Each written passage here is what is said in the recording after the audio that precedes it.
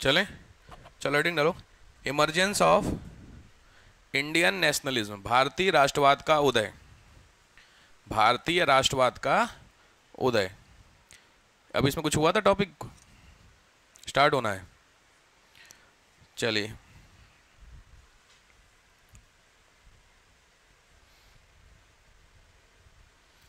भारतीय राष्ट्रवाद का उदय।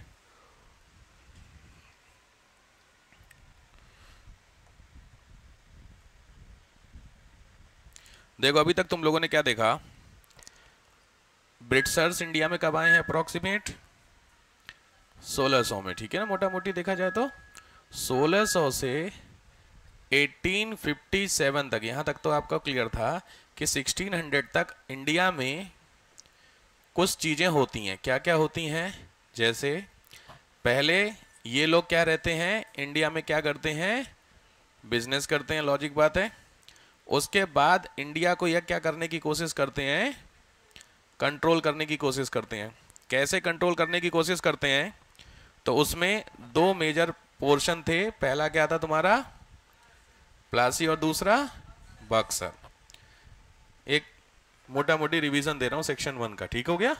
अब प्लासी और बक्सर की लड़ाई के बाद फिर इन्होंने इसमें, देखो सीधी बात है, ये हमें कंट्रोल कर लिया इसके थ्रू, तो हमें हमारे अंदर क्या होगा? थोड़ा बहुत गुस्सा होगा। वो गुस्सा फिर इन ब्रिटिशर्स के ऊपर निकलने की कोशिश करता है, जो कि हम लोगों ने कवर किस में किया? रिवोल्ट में। यही तो था। रिवोल्ट के अंदर भी कई सारे टाइप पढ़े हो तुम लोग। पहला कौन सा था? ट्राइबल था। दूसरा फार्मर रिवोल्ट, और रिलीजियस रिवोल्ट, ये कोई और, ठीक है। इसी के अलावा जो मेजर रिवोल्ट था तुम्हारा, वो कौन सा हो गया तुम्हारा? 1857 का, जो हम लोग कहां पहुंच गए? यहां पहुंच गए, ठीक है। तो मोटा मोटी यहां से स्टार्ट होकर के यहां तक आपका इस तरीके से सेक्शन चला है। अब कहानी मैंने उस दिन भी आपको ये चीज समझाई, ये चीज समझ गए होंगे, कोई नई चीज नहीं है। 1857 जब होता है, 1857 वाली जो लड़ाई होती है, इस लड़ाई के बाद दो चेंजमेंट आते हैं। 1857 की लड़ाई के बाद क्या हुए? दो बदलाव आते हैं। एक आता है इन ब्रिटिशर्स यानी अंग्रेजों के अंदर, और दूसरा इन इंडियंस, हमारे अंदर। सही बात है। दो जो चेंजमेंट आते हैं, एक ब्रिटिशर्स के अंदर है, एक इंडियन के अंदर। पहला जो सबसे बड़ा ब्रिटिशर्स के अंदर चेंजमेंट था, वो क्या था? ब्रिटिशर्स के अंदर का चेंजमेंट कि जो इंडिया का कंट्रोल था, जो अभी तक पीछे भी आपने देखा, वो कंट्रोल किसके पास चला गया? क्वीन के पास, हाँ, क्राउन के पास चला गया। सीधी बात, यहां तक है। अब 1857 से लेकर के 1947 तक जो भी कुछ होगा वो कौन देखेंगी? क्वीन देखेंगी, ठीक हो गया। हमारे अंदर ये बदलाव आया कि हमें एक चीज समझ में आ गई। क्या? ये कॉन्सेप्ट हमें समझ में आ गया कि सिंगल यानी अकेले लड़ाई नहीं लड़ी जा सकती है। लड़ाई लड़ने के लिए कुछ चीजों की जरूरत होती है, ठीक है। जैसे आपको अगर लड़ाई लड़नी है, किसी सिस्टम से लड़ाई लड़नी है, तो नॉर्मल क्वेश्चन है, अगर आपको किसी भी डिस्ट्रिक्ट के सिस्टम से लड़ना है, तो आप अकेले उस डिस्ट्रिक्ट एडमिनिस्ट्रेटिव ऑफिस के सामने रोज जिंदाबाद मुर्दाबाद करो, कोई फर्क नहीं पड़ने वाला। लॉजिक बात है। लेकिन अगर आपके साथ 1000 लोग कर रहे हैं रोज, तो फर्क पड़ेगा। समझ में आया? तो हमें समझ में क्या आया? कुछ चीजों की इंपॉर्टेंस।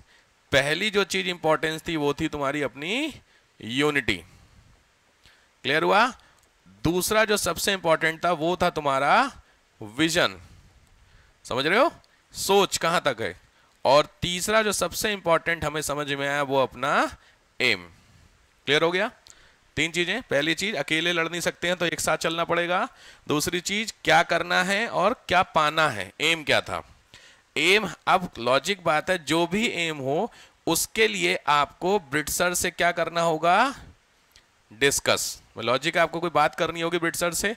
पहले क्या होता था, मेरी अगर कोई इच्छा हुई तो मैंने जाके डायरेक्ट बात कर ली, आपकी कोई इच्छा आपने बात कर ली। तो समझो, अगर आप किसी से अकेले बात कर रहे हो, तो उसने आपसे कुछ कहा, मुझसे कुछ कहा, थर्ड पर्सन से कुछ कहा, और बाहर आकर के उसने क्या बोला, किसी को कुछ समझ में आएगा? कुछ नहीं। तो इसके लिए क्या होगा कि एक कॉमन बातचीत होनी चाहिए। कॉमन भाई सीधी बात है कि मुझे आप बताइए कि हम सभी लोगों को अगर आपको बात करनी है तो हमारा ये बंदा है, आप इससे बात कर लो, बात खत्म हो गई। समझ रहे हो डिफरेंस? क्या डिफरेंस था? लाइक उस समय के अगर आप क्लास की बात करो, मोटा मोटी मैं 3 क्लास ले रहा हूं। पहले क्लास कौन थे आपके? फार्मर थे। दूसरे आप कौन होंगे? मान लीजिए लेबर। और तीसरे होंगे रिच क्लास। रिच का मतलब है जो जमींदार वगैरह। मान लो मोटा मोटी 3 क्लास है, ठीक है, और भी होंगे। बस अब सोचिए यहां पे बैठा है आपका ब्रिटिश गवर्नमेंट, तो यहां से इसने जाकर के बात की, इन्होंने बात की और इन्होंने बात की, बट जो बातचीत हो रही है वो इसकी बात का इसको पता नहीं है, उसकी बात का उसको पता नहीं है। तो लॉजिकली को समझ में आ रहा है? बाहर आकर के जो अब होगा क्या समझो, जैसे मान लो ये जो लेबर वाली क्लास वाला बंदा गया, तो मतलब गवर्नमेंट वो क्या कहेगा? अभी फार्मर आकर के गए थे, वो ऐसा कह रहे थे, जबकि ऐसा नहीं कहा था। तो ऐसा हो सकता है? नहीं, लगाने वाली बात थी। तो ये चीज भी हमें समझ में आ गई है कि अलग अलग होकर के काम नहीं चलेगा। इसके लिए हमें क्या चाहिए? एक कॉमन ग्रुप बनाना पड़ेगा। लॉजिक समझ में आ रहा है? कॉमन ग्रुप जो बनेगा, ग्रुप कई तरीके के होते हैं। रिलीजियस ग्रुप बनाया जाए, सोशल ग्रुप बनाया जाए, सामाजिक, या फिर पॉलिटिकल ग्रुप बनाया जाए। और भी ग्रुप हो सकते हैं बहुत सारे टाइप के ग्रुप, कई सारे मिलकर के बनाए। तो इन सभी ग्रुप्स में जो सबसे बेहतर ग्रुप आपके हिसाब से कौन सा हो सकता है? अगर आपको अपनी बात को कहना है तो रिलीजियस ग्रुप करेंगे तो सेक्टर हो गया, क्योंकि हिंदू का मुस्लिम है, मुस्लिम हमारा बना, हमारा बंदा होगा वो रहेगा। सोशल में समाज में अमीर गरीब ये सेक्टर वाला बढ़ जाएगा कि हम हेड होंगे। सबसे इंपॉर्टेंट है जब हमारा टारगेट ये क्या है? आजादी। भाई फ्रीडम ही तो मेन टारगेट है। जब फ्रीडम हमारा मेन टारगेट है तो जो फ्रीडम का कॉन्सेप्ट है पॉलिटिकल कॉन्सेप्ट है, तो इससे बेहतर है क्या हम क्या बनाएं? एक पॉलिटिकल ग्रुप बना लेते हैं। पॉलिटिकल ग्रुप में ना तो कोई हिंदू होगा ना मुस्लिम, सब इंडियन होंगे, ना अमीर ना गरीब, सब इंडियन होंगे। लॉजिकली तो अगर बात करनी होगी तो सीधी सीधे बात की जा सकती है कि नहीं, और अंग्रेजों को भी समझ में आ जाएगा कि हाँ यार बात सही है। डिफरेंस समझ में आ रहा है? इसीलिए इस सभी कॉन्सेप्ट से जिस चीज का जन्म होता है उसी का नाम क्या है? कांग्रेस, या इसी को जो आपने अभी हेडिंग बोला क्या? इंडियन नेशनलिज्म, भारतीय, ध्यान से, राष्ट्रवाद। राष्ट्रवाद दोनों में डिफरेंस क्या है? नेशनलिज्म का मतलब पता क्या? नेशनलिज्म का मतलब होता है नेशन फर्स्ट। आज के समय की बहुत ज्यादा जरूरत है नेशनलिज्म। आज के समय ये कोई फर्क नहीं पड़ने वाला कौन जीता कौन हारा। जैसे आज अभी वो आ रहा है रिजल्ट, देख रहे हो? अरे उसका यार हरियाणा और जम्मू कश्मीर का, पागल ही है कांग्रेस वाले, कुछ नहीं हो सकता उनका। जहां पे लॉजिकली जीत रही है कौन सी? जम्मू कश्मीर जीत गई ऑलमोस्ट कांग्रेस, तो उसको लेकर के कोई दिक्कत नहीं है। और हरियाणा हार गई तो उसको लेकर के क्या बोल रहे हैं? ईवीएम खराब है। दिक्कत समझ में आ रही है? यही सबसे बड़ा ना ट्रस्ट फैक्टर होता है। जनता का भरोसा जीतने के लिए आपको जनता के साथ होना पड़ेगा। आप जो भी मैंडेट है उसको मानो, लेकिन आप बेवकूफी का लॉजिक दे रहे हो क्या? कि ईवीएम खराब है। लॉजिक सोच के बताओ, ईवीएम हरियाणा में खराब है, जम्मू कश्मीर में सही है, सेम डे ही है। आगे पीछे होता मैं मान सकता ईवीएम खराब है, सेम डे का रिजल्ट 2 स्टेट में आ रहा है, एक स्टेट आप जीत रहे एक हार रहे, तो जो जीत रहे वो सब बढ़िया, जो हार रहा है इसका ईवीएम खराब। हिसाब समझ में आया? तो ये वही कांग्रेस है जहां से शुरुआत होती है। तो हमेशा नेशनलिज्म का मतलब क्या होगा? कि सबसे पहले क्या आएगा? नेशन। बहुत फेमस क्वेश्चन बनते हैं मेंस में इसमें। नेशनलिज्म का मतलब क्या होता है? बहुत क्वेश्चन बनते हैं। राष्ट्रवाद, राष्ट्रवाद में क्या होगा? नेशन फर्स्ट, सबसे पहले नेशन, उसके बाद सब कुछ होगा। ठीक है, तो यही आपने कॉन्सेप्ट। तो लॉजिक बात है कि हमें सबसे पहले राष्ट्र चाहिए। तो राष्ट्र आपके 2 होते हैं, एक होता है आपका फ्री और दूसरा किसी के कंट्रोल में, गुलाम टाइप का जो होता है। तो हमें कैसा राष्ट्र चाहिए?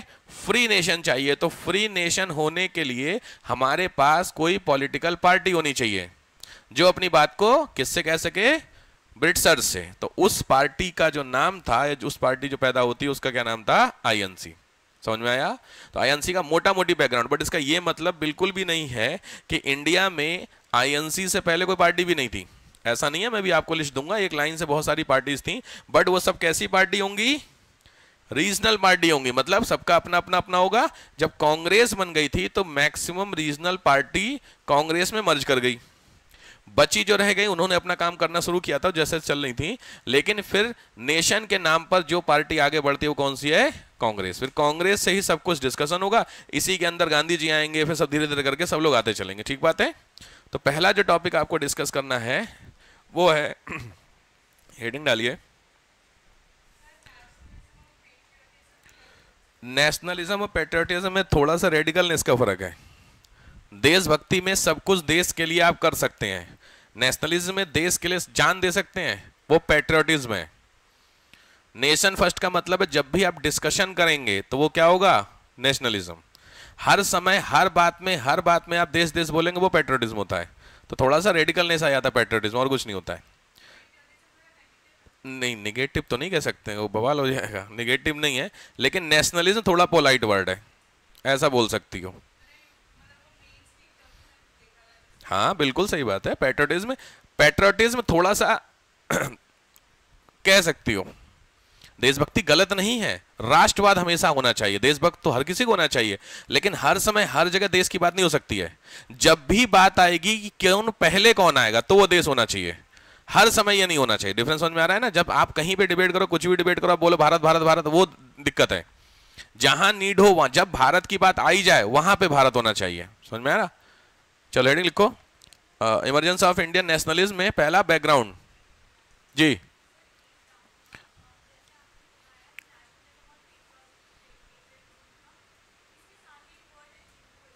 क्या कौन सा है, जिंगोइज्म, क्या मतलब है भाई, मीनिंग क्या है इसका? हाँ हाँ, अब ऐसे समझो आप, अब ये जो भी जब ये सब ये वर्ड दिए ही रहते हैं। लॉज जिंगोइज्म स्पेलिंग बोलो, JINGOISM। ये खतरनाक वर्ड, नाम से लग रहा है खतरनाक। ठीक है, ऑब्वियस है, देखो सिंपल है। मैंने अभी आपको क्या बताया, अगर आप देश के बारे में सोचते हैं तो तीन तरीके, चलो तीसरा वर्ड अब नया इंट्रोड्यूस हुआ, वैसे तीन तरीके से सोचा सकता है। एक होता है नेशनलिज्म। नेशनलिज्म में क्या होगा पता है, नेशनलिज्म में थोड़ी सी आप क्या रखेंगे, फ्लेक्सिबिलिटी रखेंगे देश को लेकर के।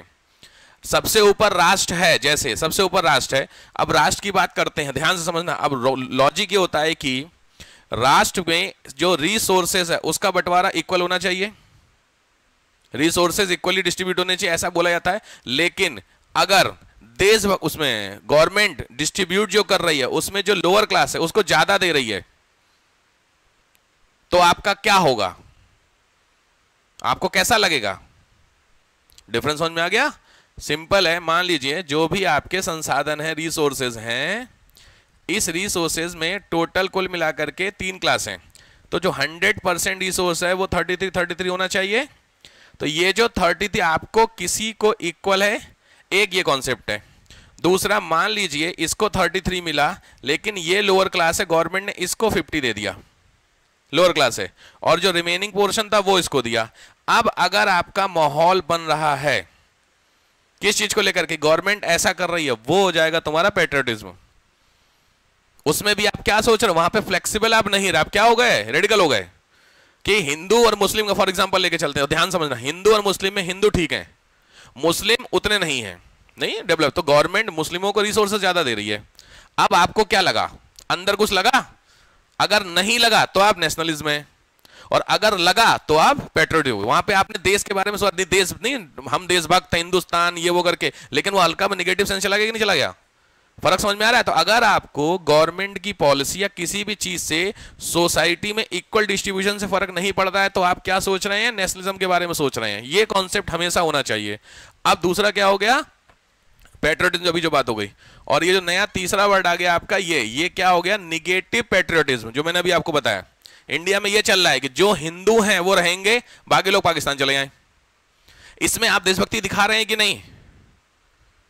आराम से, जो हिंदू है, क्यों हिंदुस्तान है ना, तो आप इसमें इस स्टेटमेंट में कि जो हिंदू है भारत रहें, बाकी लोग पाकिस्तान चले जाएं, इस स्टेटमेंट में देशभक्ति दिख रही है कि नहीं? अरे भारत का नाम क्या है, हिंदुस्तान है ना, समझो तो बात को। इसको ऐसे समझो, जो भारत वर्ड यूज करेगा वो एक तरीके से नेशनलिज्म हो गया। बोलते समय अगर आप हिंदुस्तान वर्ड यूज कर रहे हो तो आपने टेक्निकली गलत कर दिया कि नहीं? वर्ड हिंदुस्तान ऑफिशियली वर्ड तो है नहीं, ये तो हमारा दिया हुआ है ना, बट हिंदुस्तान में क्या वर्ड आ गया, थोड़ा सा आ गया, तो आपका नेचर किधर की तरफ शिफ्ट हो गया, रेडिकल चला गया कि नहीं चला गया। भाई भारत में सभी जिनको रहना है हिंदू रहे, बाकी लोग चले जाएं, इसमें देशभक्ति दिख रही है, आंसर है हाँ। लेकिन देशभक्ति कैसी दिख रही है, नेगेटिव दिख रही है। बाकी लोग नहीं रहे, जिसको नहीं कहना निकल जाओ, ये गलत हो गया। क्यों निकल जाओ भाई, मेरे एंसेस्टर, अगर मैं बीइंग एक्स हूं, मैं वर्ड तो नहीं यूज कर सकता, मान लीजिए मैं कोई कास्ट का हूं, तो मेरे एंसेस्टर 500 साल पहले आकर के रहे, मैं शुरू से नहीं रहा, तो इसका यह मतलब हुआ कि मेरा देश नहीं है।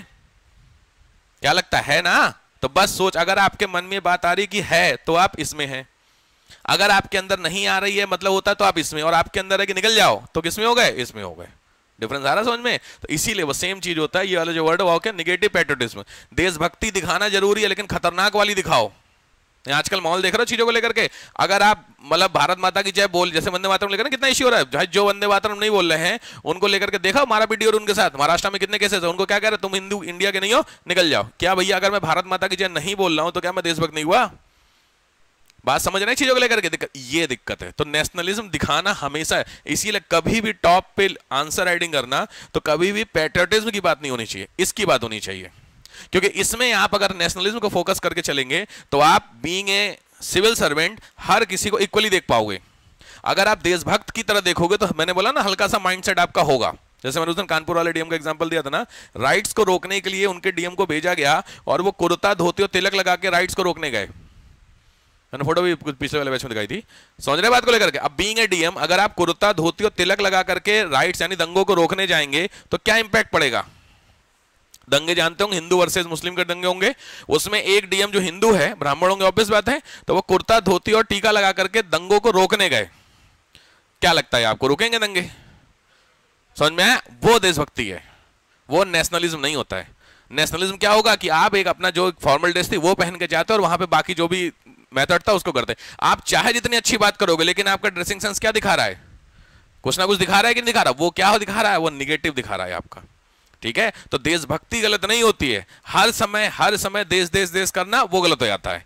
और अगर इसमें हर समय करना एक बात है, और अगर कोई नहीं करे उसको भगा दो, वो फिर तीसरा वर्ड हो जाएगा, या मार दो यहां से। नहीं, आजकल माहौल, आजकल तो क्या ही बोले। ठीक है, चलिए हेडिंग डालिए। सबसे इंपॉर्टेंट जो टॉपिक चलेगा वो है, क्या लिखे हो, बैकग्राउंड में। यही बैकग्राउंड ही था सारा पूरा जो पूछा मैंने बताया कि ब्रिटिशर से लेकर के, तो लिख लो फ्रॉम 1600 टू 1857 इवेंट, 1600 से 1857 तक की घटनाएं। 1600 टू 1857 इवेंट्स, 1600 से 1857 तक की घटनाएं, जो कुछ हुई है पीछे हो ही गया रिकॉर्ड, सब दिख जाएगा आपको। ठीक है, ठीक। जो सबसे इंपॉर्टेंट क्वेश्चन बनता है वो है इसके रीजंस। लिखिए, कारण क्या होते हैं इंडियन नेशनलिज्म के, लिखो reason for emergence of Indian nationalism, भारतीय राष्ट्रवाद के कारणों पर। भाई क्वेश्चन आया था कई बार, what are the reason behind the Indian nationalism. ये भी चीजें आप कई बार पढ़ चुके हैं, कोई नहीं है, मैं एक एक करके पॉइंटर लेता हूं और फिर समझते चलेंगे। इंपॉर्टेंट टॉपिक है, ध्यान से कवर करिएगा। कौन कौन से रीजंस हैं। पहला है, जो फर्स्ट रीजन है वो है इंपैक्ट ऑफ ब्रिटिश पॉलिसी, अंग्रेजों की नीतियों का प्रभाव। इंपैक्ट ऑफ ब्रिटिश पॉलिसी, समझ गए होंगे, कोई नई चीज तो नहीं है भाई। अभी नेशनलिज्म का मतलब मैंने बताया कि अब आप किसके बारे में सोच रहे हैं, देश के बारे में। तो लॉजिक बात है, देश पे जिसका कंट्रोल है उसके अगेंस्ट में तो सोच रहे होगे, तभी तो तुम देश के बारे में सोचो। अगर देश अच्छे से चला रहा होगा तो तुम क्यों सोचोगे। भाई मोदी जी अगर देश बढ़िया चला रहे तो आप गवर्नमेंट बदलने के बारे में सोचोगे। अब गवर्नमेंट कब बदलोगे, जब आपको लग रहा है गड़बड़ कहानी है भाई साहब, इनको हटाओ, तभी तो आप देश के बारे में सोच रहे हो। तो ये वही चीज हो रही है। ठीक है, तो देश के बारे में आपने सोचना कब शुरू किया, जब आप ब्रिटिश की पॉलिसी से खुश नहीं हुए, वही तो वो इंपैक्ट ऑफ। तो इसमें लिख लीजिए,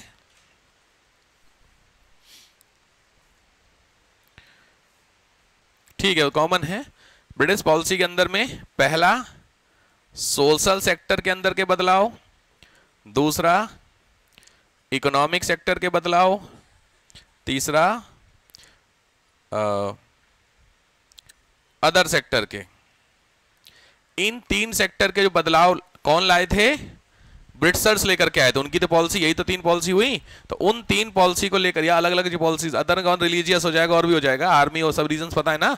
तो ये वो चेंजमेंट हैं जो किसने किए थे? ब्रिटिशर्स ने। तो उस पॉलिसी के अगेंस्ट में क्या होता है? लोगों का गुस्सा जगता है, जिसको क्या कहेंगे? रीजन रहा किसके अंदर? इसमें। दूसरा, सेकेंड पॉइंट, एडमिनिस्ट्रेटिव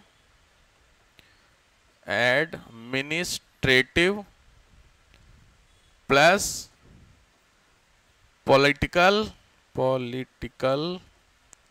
यूनिटी, प्रशासनिक और राजनैतिक एकता, प्रशासनिक और राजनैतिक एकता। इसके अंदर में 2-3 पॉइंट लिखिए।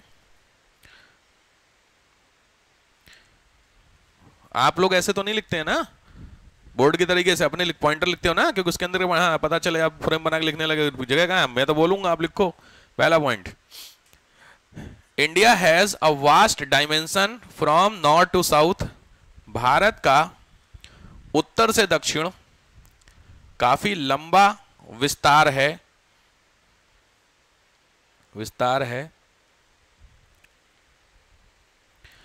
दूसरा point, Britishers setup a lot of political unity.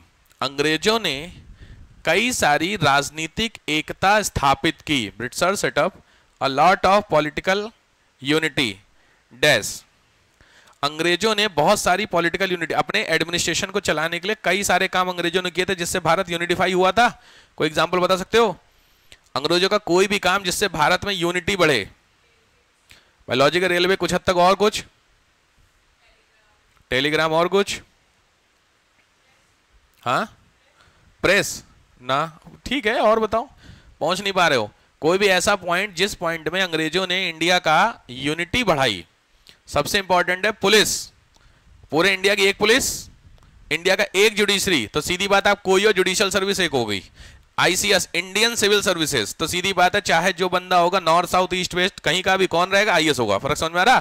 तो इसमें यूनिटी बढ़ी कि नहीं बढ़ी? आप किसी भी कास्ट के हो, किसी रिलीजन, अगर आपका ग्रेजुएशन पूरा है, 21 साल के हैं, तो आप आईएएस का एग्जाम दे सकते हैं। तो इसमें कहीं डिफरेंस आया कुछ नहीं? तो यूनिटी हुई कि नहीं हुई? ये सारे पॉइंट इसमें लिखने होते हैं। Like dash. नंबर 1, पहला पॉइंट लिखो, सेंट्रल एडमिनिस्ट्रेटिव सिस्टम, केंद्रीय प्रशासनिक व्यवस्था।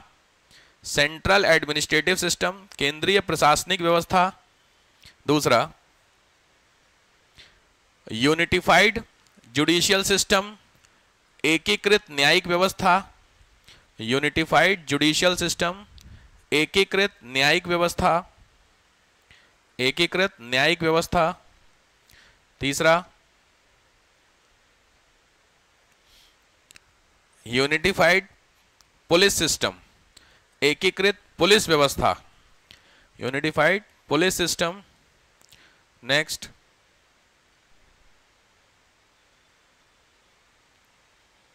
कल्चरल यूनिटी, सांस्कृतिक एकता।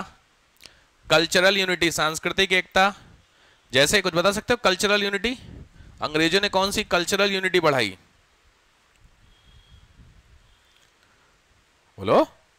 अरे यार, जितनी भी तुमने वो पढ़ी थी सोशल लेवल्स, तो सोशल लेवल्स को स्पेशली थी ब्राह्मणों में थी या क्षत्रियों में थी? ऐसा तो नहीं था ना। जैसे वुमेन के अगेंस्ट में जो क्राइम होते थे वो सब में ही होते थे ना, तो उसको सभी को हटाया गया। जैसे सती व्यवस्था थी, तो जो सती सिस्टम था उसको बैन किया गया। बट सती व्यवस्था क्या केवल ब्राह्मणों में थी? ऐसा तो नहीं था ना। सती व्यवस्था उस समय जो भी होती थी, विडो की सिचुएशन सबके साथ खराब थी, तो अंग्रेज क्या लेकर क्या? विडो रीमैरिज एक्ट लाए। तो रीमैरिज एक्ट से विडो की सिचुएशन हुई। कौन सी वाली विडो? सारी विडो। आप डिफाइन तो नहीं कर सकते ना, बस समझ में आया? तो जब अब इसमें होगा क्या, अगर हम लाने की कोशिश करेंगे तो हम तो पॉसिबल नहीं थे, क्योंकि गवर्नमेंट किसकी थी? ब्रिटिशर्स की। तो अंग्रेजों ने इन सभी पॉलिसी के थ्रू इन सब चीजों को क्या कर दिया? यूनिटिफाई कर दिया, आपस में क्या कर दिया? जोड़ दिया। इसका फायदा हमें हुआ। आप क्या पढ़ लें? Reason for nationalism. तो राष्ट्रवाद को बढ़ाने के या राष्ट्रवाद को शुरू करने के कारण कौन से हैं? तो सीधी बात है, राष्ट्रवाद का मतलब है देश के बारे में सोचना। कब करेंगे? जब सब एक हो गए। और एक होने के लिए दो तरीके, या तो आप करो या पहले से है। तो आपने तो पॉसिबल है नहीं, क्योंकि गवर्नमेंट किसकी? आपकी तो थी नहीं। तो गवर्नमेंट ने अगर कोई काम ऐसा किया होगा जिससे सब एक हो जाए तो फायदा था कि नहीं? ये चीज हमें समझ में आई, ब्रिट्सर्स को कम समझ में आई, तो हमने इसका फायदा उठा करके तभी तो पार्टी आरटी बनेगी कि नहीं बनेगी, याद है? चलो ये लिख लिए। चलो थर्ड आओ, थर्ड है, third point, development of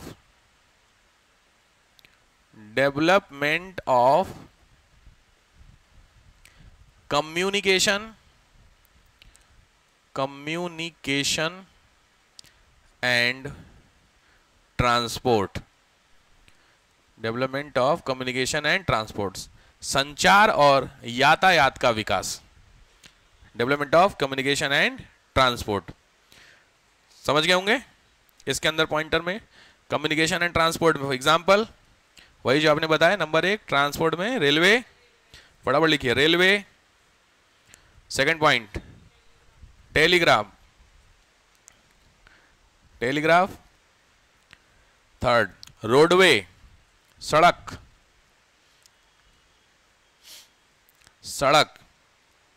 fourth postal system, डाक व्यवस्था।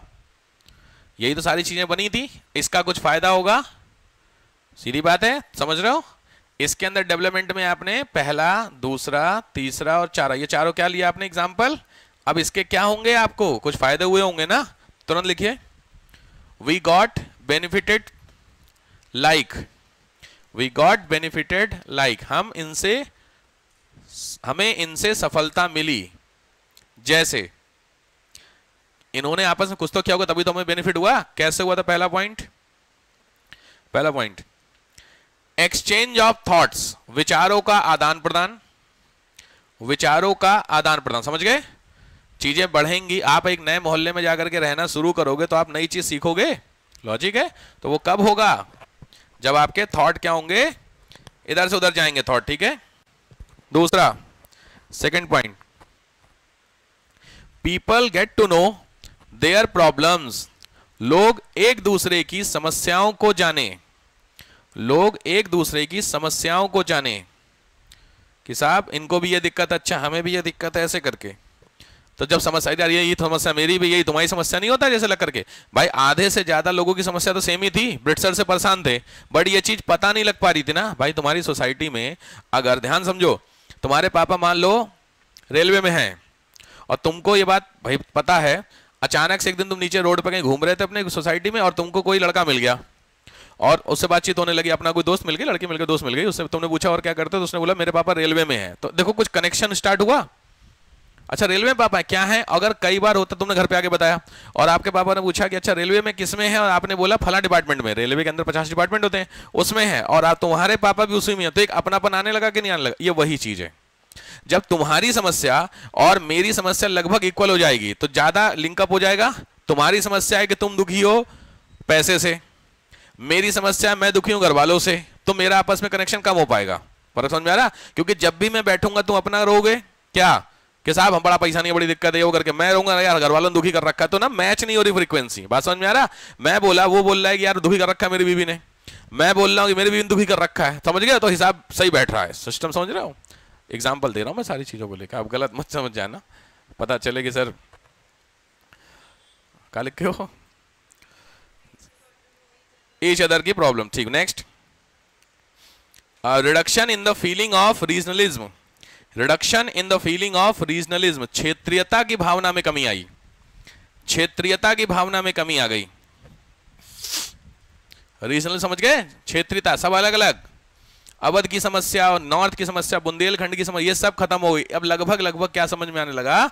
रीजनलिज्म का मतलब समझ गए होंगे आप लोग, ये है आपका भारत, मोटा मोटी मैं समझा रहा हूं, मान लीजिए इसमें ये सब क्या है, अलग अलग उस समय के क्या थे, रीजन थे, प्रदेश। तो इन प्रदेशों में इसकी इन सबकी अपनी अपनी समस्या होंगी, लेकिन जब इनको आपस में कनेक्ट हुआ तो कुछ समझ में आया कि लगभग समस्याएं तो सिमिलर ही हैं। तो जब आपस में सिमिलर हो गया तो ये जो डिस्टेंस थी ये कम होने लगेगी कि नहीं, यही रीजनलिज्म की थॉट था। तो रीजनलिज्म क्या होने लगा? रिड्यूस होने लगा, कम होने लगा। ठीक है, नेक्स्ट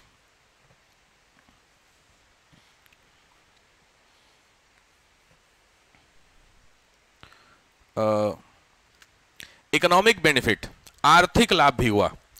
इकोनॉमिक यूनिफिकेशन आप लिख सकते हैं, इकोनॉमिक बेनिफिट लिख सकते हैं, आर्थिक लाभ समझ गए। जैसे अगर मान लीजिए कोई कंपनी थी तो उसको अपना सामान पहुंचाना होगा तो रेलवे के थ्रू पहुंचाएंगे तो कस्टमर बढ़े, इससे फायदा हुआ, पैसा भी आया आपका। तो इकोनॉमिक इसीलिए बट इतना इंपॉर्टेंट था नहीं क्योंकि उस समय कितनी इंडस्ट्री थी, इसीलिए इसको 4th पॉइंट भी लिखवा रहा हूं मैं। बट फायदा तो होगा अगर मान लीजिए उस, अच्छा एक्सिस बताइए, इंडिया में पहली फैक्ट्री कब लगी है? कोई भी पहली फैक्ट्री ज्योग्राफी वालों? अच्छा है नहीं आज वो सब, कहाँ है बोलो? हाँ जी, इंडिया में इंडियन ज्योग्राफी 1853 में इंडिया में पहली फैक्ट्री लगी है जूट की, ठीक है। और 1857 में 53 में आपकी ट्रेन स्टार्ट हो गई थी, याद है, मुंबई थाने। तो 57 के आसपास, तो अगर सोचिए जूट ये कहां बनेगा? वेस्ट बंगाल में।